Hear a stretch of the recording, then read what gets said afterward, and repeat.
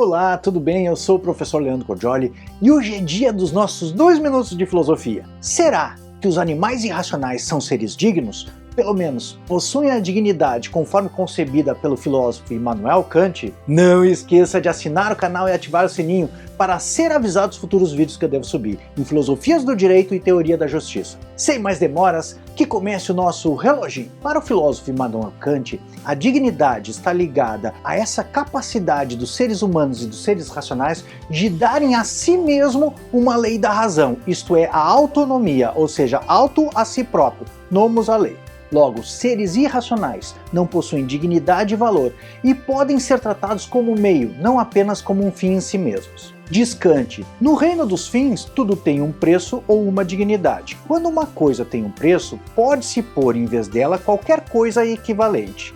Mas quando uma coisa está acima de todo o preço e, portanto, não permite equivalente, então tem ela dignidade. Muitos agora podem estar ficando nervosos, porque se os animais irracionais não possuem dignidade, poderiam estar pensando, Kant defende que sejamos cruéis com esses animais? Em realidade não, em virtude de um princípio de humanidade. E uma obra, Deveres para com os Animais, escrita por Kant em 1790, diz o seguinte: a natureza animal tem analogias com a natureza humana, e ao cumprir com os nossos deveres para com os animais, no que diz respeito ao que correspondem à manifestação da natureza humana, nós, indiretamente, cumprimos com o nosso dever para com a humanidade.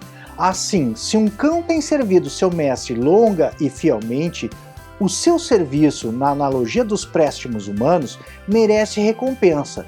E quando o cão está muito velho para servir, seu mestre deve mantê-lo até que morra.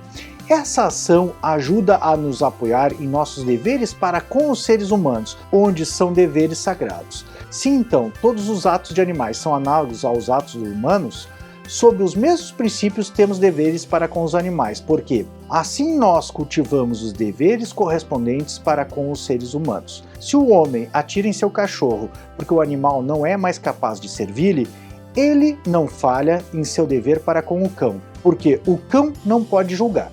Mas seu ato é desumano e agride em si mesmo a humanidade, que é seu dever mostrar para com os homens.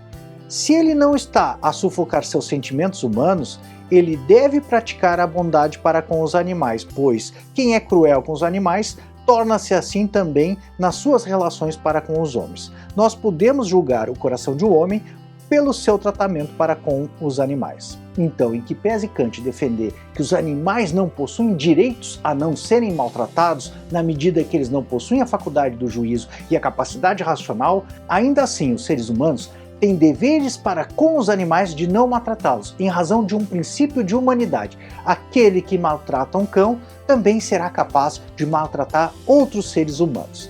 E estes foram os nossos 2 minutos de filosofia.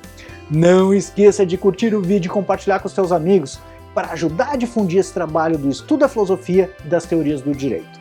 Não esqueça também de olhar aqui na descrição, pois eu vou deixar referências e este texto mencionado. Finalmente, eu gostaria de saber, você acha que a capacidade de possuir direitos e direitos naturais depende da racionalidade e da capacidade de juízo dos seres? Ou seja, animais irracionais são ou não são sujeitos de direitos? Comente aqui embaixo. Um abração e uma boa semana. São os votos do professor Leandro Cordioli.